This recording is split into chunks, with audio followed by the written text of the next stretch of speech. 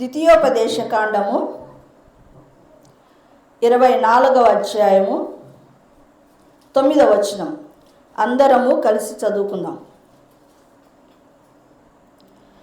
మీరు ఐగుప్తులో నుండి వచ్చినప్పుడు త్రోవలో నీ దేవుడైన యెహోవా మిరియామునకు చేసిన దానిని జ్ఞాపకముంచుకొనుడి. వాక్యము మన మధ్యలో దేవుడు విత్తునట్లుగా ప్రార్థన చేసుకుందాం. స్తోత్రం. పరిశుద్ధుడా, మహోన్నతుడా, మహిమగల రాజా, నీకు వందనాలు, స్తోత్రములు నాయన. ఇదిగో ఈ దినము నాయన మాకు ఇచ్చిన వాక్య భాగమును బట్టి నీకు స్తోత్రాలు చెల్లిస్తున్నాను ప్రభువా. ఈ వాక్యమును సరైన రీతిగా విరిచి పంచిపెట్టే జ్ఞానము నాకు దయచేయండి. నూతనమైన అభిషేకము దయచేయండి. ఆ మాటలు నాకు కూడా పనిచేయాలి. ఇక్కడ చేరిన విన్నవారికి అందరికీ కూడా పనిచేయాలి ప్రభువా. ఆ రీతిగా నాయన ఆ మాటలను ఆశీర్వదించుమని, మమ్మల్ని అందరినీ ఆత్మలో బాగు చేయమని యేసు నామములో అడుగుతున్నాను తండ్రి, ఆమేన్. ద్వితీయోపదేశ కాండము 24వ అధ్యాయము 9వ వచనాన్ని చదువుతున్నా చూడండి. మీరు ఐగుప్తులో నుండి వచ్చినప్పుడు త్రోవలో నీ దేవుడైన యెహోవా మిరియామునకు చేసిన దానిని జ్ఞాపకముంచుకొనుడి. ఇక్కడ ఏమంటున్నాడు? జ్ఞాపకముంచుకొనుడి అనే మాట కనబడుతుంది. ఆ మాట అనగానే మనకు ఇంకొకరు జ్ఞాపకం రావాలి. లూకాసు వార్త 17వ అధ్యాయము 32వ వచనములో లోతు భార్యను జ్ఞాపకము చేసుకొనుడి అని మాట్లాడుతున్నాడు కదా. చూడండి, ఇక్కడ మిరియాము విషయంలో కానీ లోతు భార్య విషయంలో కానీ దేవుడు ఒక మాట మాట్లాడుతున్నాడు మనందరితో. ఏమని? జ్ఞాపకం ఉంచుకొనుడి అని. ఎందుకు జ్ఞాపకం ఉంచుకోవాలా అంటే వారి జీవితాలలో ఏవో జరిగాయి, వాటి వలన మనకు అవి పాఠాలుగా మారి మన జీవితాలలో అవి జరగకుండా చూసుకోవాలని అదే పనిగా 2 సందర్భాలలో మిరియాము విషయంలో కానీ లోతు భార్య విషయంలో కానీ ఆ రీతిగా మాట్లాడుతున్నాడు. మనకు తెలుసు, 1 కొరింథీయులకు రాసిన పత్రిక 10వ అధ్యాయం 11వ వచనంలో ఏముంది? ఈ సంగతులు దృష్టాంతములుగా వారికి జరిగాయి, అవి యుగాంతమందున్న మనకు బుద్ధి కలుగుటకై వ్రాయబడెను అని. అంటే వారి జీవితాలలో జరిగాయి, యుగాంతమందు ఉన్నాము, మనకు బుద్ధి కలగాలి, అందుకే వీటి విషయంలో మీరు జాగ్రత్తగా ఉండండి. అంటే వారి విషయాలలో వారి జీవితంలో ఏవో విపరీతమైన పరిస్థితులు ఎదుర్కొన్నారు వాళ్ళు. ఆ పరిస్థితులు ఏమి జరిగాయో మనం ఈరోజు పరిశీలనగా చూసుకుందాం. ఇక్కడ మిరియాము అనే పదం ఉంది కదా. మిరియాము అంటే అర్థం ఏమంటే చేదు, తిరుగుబాటు, బలిష్టమైన, పుష్టిగల అనే అర్థాలు వస్తాయి. చూడండి, ఈ మిరియాము 26వ అధ్యాయం సంఖ్యాకాండము 26వ అధ్యాయంలో ఎవరు అని అంటే గన లేవికి 3 కుమారులు పుట్టారు. ఎవరు? గెర్షోము, కహాతి, మెరారు. దీంట్లో కహాతు కుమారుడే అమ్రాము. అమ్రాము యొకోబేదును పెళ్లి చేసుకున్నాడు. ఆ అమ్రాము యొకోబేదులకు పుట్టినటువంటి వాళ్ళే మిరియాము, అహరోను, మోషే. వీళ్ళు 3 అమ్రాము యొకోబేదులకు పుట్టినటువంటి వారు. ఇక చూడండి, నిర్గమాకాండము 1వ అధ్యాయము మనం పరిశీలన చేస్తే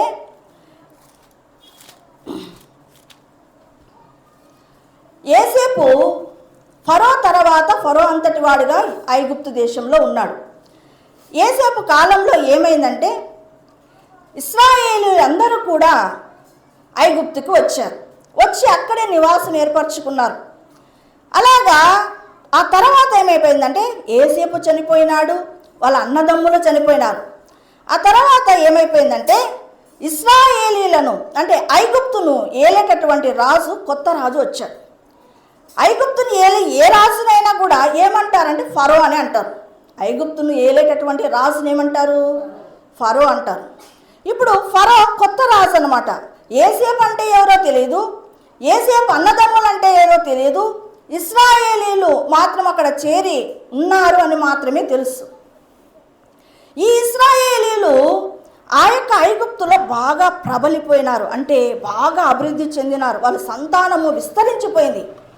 అప్పుడు ఆ ఫరో రాజు ఏం ఆలోచన చేశాడంటే, ఇలాగే వీళ్ళను ఉండనిస్తే గాన రేపొద్దున వీరే మా మీదికి తిరుగుబాటు చేసి మా దేశాన్ని వీళ్ళు ఎక్కడ ఆక్యుపై చేస్తారో అని చెప్పి తన యొక్క సైనికులకు ఒకటి హెచ్చరిక ఇచ్చాడు. ఏమి లేదు, ఇశ్రాయేలీలకు ప్రాణము విసిగేంత పని పెట్టమని చెప్పాడు. ఏంటి? భయంకరమైనటువంటి పనులు మనం చేసి చేసి చేసి చాలా అలసిపోతాం చూడండి. అలాంటి పనులను ఐగుప్తు రాజు ఏం చేసినంటే ఫరో ఈ ఇశ్రాయేలీల మీద మోపినాడు. ఇటుకలు చేసే పని, బంకమట్టి పని, పొలాలలో పనులు, ఇలాంటివి. అవి ఇటుక చేయాలంటే చాలా కష్టమైన పని. అలాంటి పనులను చేయిస్తూ వచ్చినాడు. అంతేకాకుండా ఈ ఫరో ఏం చేశాడంటే మంత్రసాలను పిలిచాడు. పిలిచి హెబ్రీ స్త్రీలు కాన్పు అయ్యే టయానికి మీరేం చేయాలంటే మీరు వెళ్ళి వాళ్ళు కాన్పు చేయాలి. మగపిల్లోడు పుట్టాడనుకోండి చంపేయండి, ఆడపిల్ల పుడితే గాన వదిలేయండి అన్నాడు. ఆ మాట వింటే మంత్రసానులు ఏమన్నారంటే, అయ్యా మన ఐగుప్తు స్త్రీలలాగా కాదు, వాళ్ళు హెబ్రీ స్త్రీలు చాలా చురుకైన వారు, మేము అక్కడికి వెళ్ళే లోపల వాళ్ళు కాన్పైపోతున్నారు అని ఈ యొక్క మంత్రస్థానులు ఫరో రాజుతో చెప్పారు. అలాగనే ఇక్కడ ఏమైపోయిందంటే 2వ అధ్యాయంలో యొకబేదు కూడా కాన్పయింది. మగపిల్లవాడిని కనింది. ఆ మగపిల్లవాడే ఎవరంటే మోషే. చూడండి, ఆ మగపిల్లవాడు చూడండి, పుట్టిన పిల్లలు మామూలుగా జనరల్గా కాముగా ఉంచగలుగుతామా వాళ్ళను? వాళ్ళు కేకలేస్తుంటారు, తర్వాత ఏడుస్తుంటారు. వాళ్ళని మనం సైలెంట్గా ఉంటూ అంటే వాళ్ళు ఉంటారా? మన మాట వింటారా? అక్కడికి ఆమె ఏం చేసిందంటే, మోషే తల్లి 3 నెలలు ఎలాగో అలాగా మెయింటైన్ చేసింది. ఇంకా చేతగాక ఏం చేసిందంటే, ఇట్లా కాదు అని చెప్పి ఒక జమ్ము పెట్టెను తీసుకొని వచ్చి దాంట్లో పిల్లవాడిని పెట్టి కీలు పూసి నైలు నదిలో వదిలేసింది. ఎందుకు నైలు నదిలోనే వదిలేసిందంటే, అక్కడికి రాజకుమార్తెలు వచ్చి స్నానాలు చేస్తారు. ఫరో కుమార్తె అక్కడికి స్నానాలు చేయడానికని చెలికత్తెలతో వచ్చింది.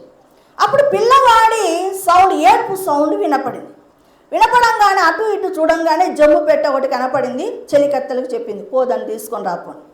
చూస్తే పిల్లవాడు ఏడుస్తున్నాడు, భయంకరంగా ఏడుస్తున్నాడు ఆకలితో. అయితే ఆ పిల్లవాడు సుందరుడుగా ఉన్నాడు, చాలా అందంగా ఉన్నాడు. కనుక్కున్నామే ఫరో కుమార్తె, ఈ పిల్లవాడు హెబ్రీలకు సంబంధించిన వాడు అని. అయినప్పటికీ కూడా దేవుడు ఏం చేశాడంటే ఫరో కుమార్తెలో కనికరమును పుట్టించాడు. కాబట్టి ఆమె వెంటనే అటు ఇటు చూస్తుండగానే ఈ మిరియాము చెట్టు చాటున ఉండి ఇదంతా గమనిస్తూ ఉంది. గమనించి వెంటనే మెల్లగా నడుచుకుంటూ ఆ ప్రాంతానికి వచ్చింది. రాగానే, ఏ అమ్మాయి హెబ్రీ స్త్రీ కదా, ఇలారా, ఈ బాబును పెంచడానికి ఎవరినైనా పాలిచ్చే తల్లి ఉంటే పిలుచుకొని రాపో అనేది. అలాగే అమ్మ అని చెప్పి నేను ఒక దాదిని పిలుచుకొని వస్తానని చెప్పి వాళ్ళ అమ్మని తీసుకొని వచ్చింది.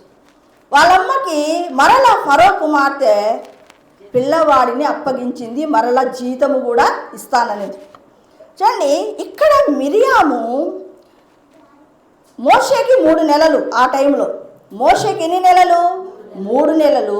మిరియాము 14 సంవత్సరాలు. ఆ టైంలో 14 సంవత్సరాల పాప ఎంత సమయస్ఫూర్తి ప్రదర్శించింది, ఎంత ధైర్యాన్ని వహించి ఏం చేసింది, ఆ కార్యమును సఫలము చేసేటట్లుగా చేసింది. అవునా? తర్వాత నిర్గమకాండము 15వ అధ్యాయంలో ఆమె ప్రవక్తినిగా పిలువబడడం జరిగింది. 20వ వచనం చూడండి. మరియు అహరోను సహోదరియు ప్రవక్తియు నగు మిరియాము తంబురను చేత పట్టుకొని స్త్రీలందరూ తంబురతోనూ నాట్యముతోనూ ఆమె వెంబడి వెళ్ళగా మిరియాము వారితో కలిసి ఇట్లు పల్లవి ఎత్తి పాడెను. చూడండి, మిరియాము ఇక్కడ ఒక ప్రవక్తినిగా పిలువబడుతుంది, ఒక గాయకురాలుగా పిలువబడుతుంది, స్తుతి ఆరాధనలు చేసేటటువంటి స్త్రీగా పిలువబడుతూ ఉంది. మంచి ఆరాధికురాలు, స్త్రీల సమాజమును నడిపించింది. ఇశ్రాయేలీలందరూ ఎర్ర సముద్రము దాటి అరణ్య మార్గంలోనికి వెళ్ళారు. అంటే రక్షణ పొందిన అందరినీ కూడా నడిపించినటువంటి ఒక నాయకురాలు మిరియాం. అంత ఉన్నతమైన స్థానంలోనికి ఎక్కింది మిరియాం. అండి, మీకా గ్రంథము 6వ అధ్యాయం 4వ వచనంలో దేవుడు ఒక మాట అన్నాడు. ఏంటంటే, ఐగుప్తులో నుండి నేను మిమ్మలను రక్షించి తిని, దాస్యగృహంలో నుండి నేను మిమ్మలను విమోచించి తిని, మిమ్మల్ని నడిపించుటకు మోషేను, అహరోనును, మిరియామును పిలిపించి తిని అని మాట రాయబడి ఉంది ఇక్కడ. అంటే ఐగుప్తులో ఉన్నటువంటి ఇశ్రాయేలులను వాళ్ళను ఎర్ర సముద్రము దాటిన తర్వాత నడిపించటానికి మోషేను వాడుకున్నాడు దేవుడు, అహరోనును వాడుకున్నాడు, అలాగే మిరియామును కూడా వాడుకున్నాడు. అవునా? అంటే ఇక్కడ చూడండి, మిరియాము సమయస్ఫూర్తి కలిగినటువంటి స్త్రీగా కనబడుతుంది, ధైర్యము కలిగినటువంటి స్త్రీగా కనబడుతుంది, ఒక మంచి ప్రవక్తిని, గాయకురాలు, స్త్రీల సమాజమును నడిపించినటువంటి ఉన్నతమైన స్థానంలోకి ఎక్కింది మిరియాం.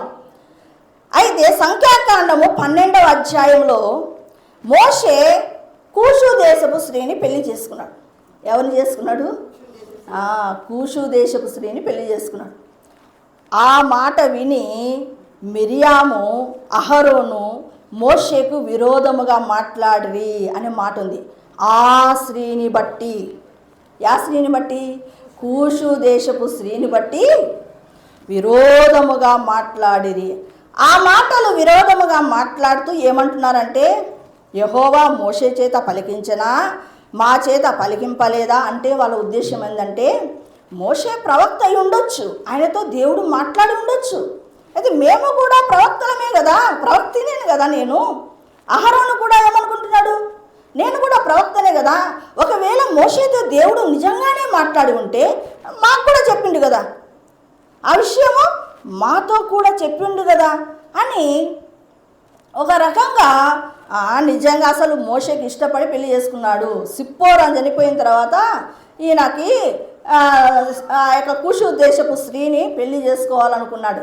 యాక్చువల్గా ధర్మశాస్త్రాన్ని రాసింది ఎవరు? మోషేని. మోషే ధర్మశాస్త్రంలో ఏం రాశాడంటే, అన్ని స్త్రీలను పెళ్లి చేసుకోకూడదు అని రాశాడు. ఇంత ధర్మశాస్త్రం రాసి అందరి జనాలకు ప్రకటించి ఈయన చేస్తుంది ఏమిటి అని క్వశ్చన్ కూడా వాళ్ళకి వచ్చింది. అంటే ప్రవక్త స్థానంలో ఆయనే కాదు మేము కూడా ఉన్నాం అని ఒక రకంగా గర్వముతో మాట్లాడింది మిరియాం. ఆ మాటలోకి మోషే ఏం మాట్లాడలేదు, దానికి రెస్పాండ్ అయింది ఎవరో తెలుసా? దేవుడు యెహోవా ఆ మాటలు వినేను అనే మాట ఉంది. విని ఏమంటున్నాడంటే, భూమి మీద ఉన్నటువంటి వారందరిలో కూడా మోషే మిక్కిలి సాత్వికుడు అని మాట్లాడుతూ, మీరందరూ అర్జెంటుగా ప్రత్యక్షపు గుడారం దగ్గరికి రండి అన్నాడు. ఎవరోని? మిరియామును, అహరోనును, మోషే. చూడండి, ప్రత్యక్షపు గుడారం దగ్గరికి వచ్చారు. అప్పుడు ప్రత్యక్షపు గుడారం మీదకి మేఘం దిగి వచ్చింది. ఆ మేఘములోనికి యెహోవా దేవుడు దాంట్లోకి వచ్చి ద్వారమున నిలవబడి, మోషేని పిలిచలేదు, అహరోను, మిరియాముకి రండి అన్నాడు. మీలో ప్రవక్త అయి ఉన్న ఎడలా నేను మీకు దర్శనం ఇచ్చి కలలో మీతో నేను మాట్లాడేదను. మోషే అలాంటి వాడు కాదు, గూఢభావములతో కాదు, నేను అతను దర్శనమిచ్చి ముఖాముఖిగా నేను అతనితో మాట్లాడుదును. అతడు దేవుని స్వరూపమును నిదానించి చూచువాడు. అట్టి వాడిని పట్టుకొని మీరు ఏం మాట్లాడుతున్నారు? మోషేతో విరోధముగా మీరు మాట్లాడుతారా అని చాలా కోపముతో అన్నాడు. ఇక్కడ మోషే ఏం మాట్లాడటం లేదు, ఎవరు మాట్లాడుతున్నాడు? దేవుడు మాట్లాడుతున్నాడు.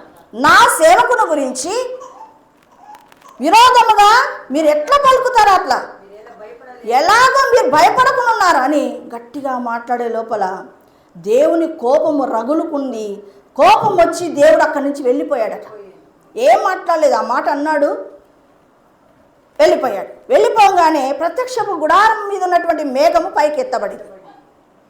చూస్తుండగానే అహరోను చూస్తూ ఉన్నాడు. ఇలా చూస్తుండగానే ఆమె మిరియాము యొక్క శరీరం ఎలాగైపోయిందంటే తెల్లని కుష్టులాగా మారిపోయింది. అది చూడగానే అహరోను భయపడిపోయాడు. అమ్మో, అయ్యో ప్రభువా అంటున్నాడు. అయ్యో ప్రభువా అంటున్నాడు. ఎవరిని పట్టుకొని? దేవుణ్ణి కాదు. ఎవరిని అంటున్నాడు? మోషేతో ఏం మాట్లాడుతున్నాడు?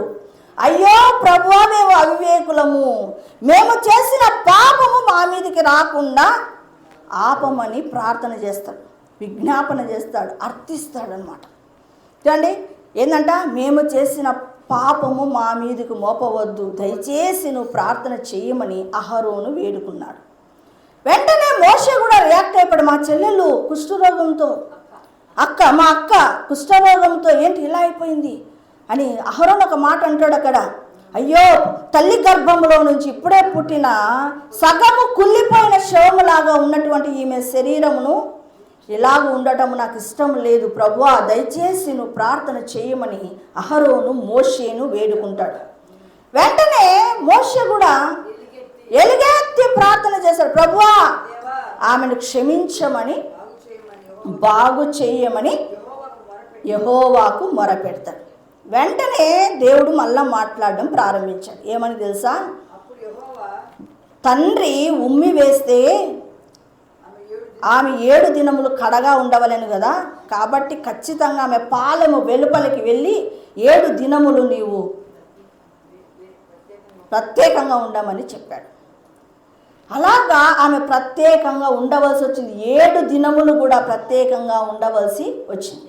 ఇక్కడ మనము చదివిన దానిలో మీరు పరిశీలన చేస్తే మిరియాము విషయము నేను దేవుని సన్నిధిలో సండే ప్రార్థన చేస్తున్నా.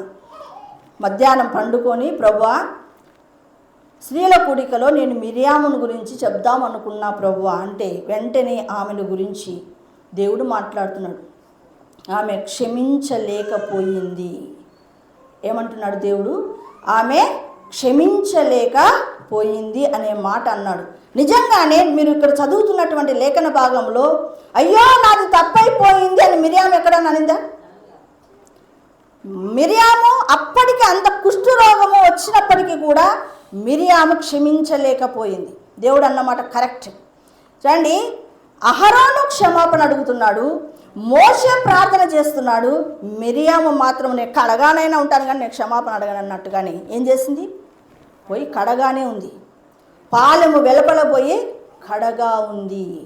ఎంతటి పాపము చేసిందంటే ఆమె ఏమనుకుంటుందంటే మమ్మల్ని ముగ్గురిని దేవుడు పిలిచాడు, అహరోనుని పిలిచాడు, మిరియామునైన అక్క నన్ను పిలిచాడు, మోషేని పిలిచాడు, నాలాగనే మోషే అని అనుకుంది. అందుకే ఆమె క్షమించలేకపోయింది. మోషేను దేవుడు ఎన్నో రకాలుగా వాడుకున్నాడు, ఎన్నో అద్భుతాలు అన్నిటిని చేయించాడు కదా మోషే ద్వారా. ఆమె అన్నీ గమనిస్తుంది, పరిశీలన చేస్తుంది. మాకంటే దేవుడు మోషేని ఎక్కువగా వాడుకుంటున్నాడని గ్రహింపు లేని స్థితిలోనే ఉంది. కాబట్టి ఏం చేస్తుంది? క్షమించలేకపోయింది. పాలెం వెలుపట ఉండటానికైనా ఇష్టపడింది కానీ తను ఎక్కడ కూడా క్షమాపణ కోరుకోలేదు. అంటే ఇక్కడ మనం గమనించవలసింది ఏంటంటే మిరియాము ద్వారా మనం నేర్చుకోవలసింది ఏంటంటే ఎంత ధైర్యము, ఎంత సమయస్ఫూర్తి, ప్రవక్తినిగా స్త్రీలను నడిపించినప్పటికీ, ఒక ఉన్నతమైన ప్రవక్తినిగా పిలువబడినప్పటికీ, భక్తిలో పరాకాష్ఠకి వెళ్ళినప్పటికీ కూడా ఒకటి మనము జ్ఞాపకం చేసుకోవాలని దేవుడు ఈ దినం మాట్లాడుతున్నాడు. ఎంత స్థాయిలోకి వెళ్ళిన ఈమె ఎంతటి పాపం చేసింది తెలుసా? దాదాపు దగ్గరగా కోరహు ఎలాగో అవిధేయత చూపాడో అంత అవిధేయత చూపింది. అయితే కోరహును దేవుడు క్షమించలేక భూమిని చీల్చాడు, సజీవంగానే పాతాళానికి వెళ్ళిపోయాడు.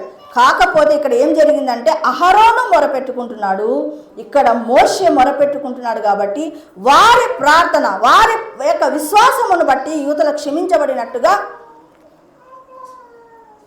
మిరియాము క్షమించబడింది. చూడండి, కాబట్టి మన ఇళ్ళలో మా చెల్లెలే, మా అక్కనే, మా తమ్ముడే, మా అన్ననే అని నీవు చిన్నప్పటి నుంచి ఎలా ఉన్నావో అలాగే నీ చెల్లెలని, నీ తమ్ముడిని, నీ అక్కను, మీ అన్నను చూడటానికి వీల్లేదు. వారి యొక్క స్థితి ఒక ఉన్నతమైన మెట్టుకెక్కినప్పుడు వారిని మామూలు వ్యక్తుల్లాగానే నువ్వు చూడడానికి పోతే దేవుడు ఊరుకోడు. వారి స్థాయి వేరు, వారి స్థాయిని బట్టి వారికి మర్యాద ఇవ్వవలసింది. మోషేను మాట్లాడుతుంటే ఎవరు కోపడుతున్నాడు? మోషే ఎక్కడ కూడా ఏమీ మాట్లాడలేదండి. ఎవరు మాట్లాడుతున్నాడు?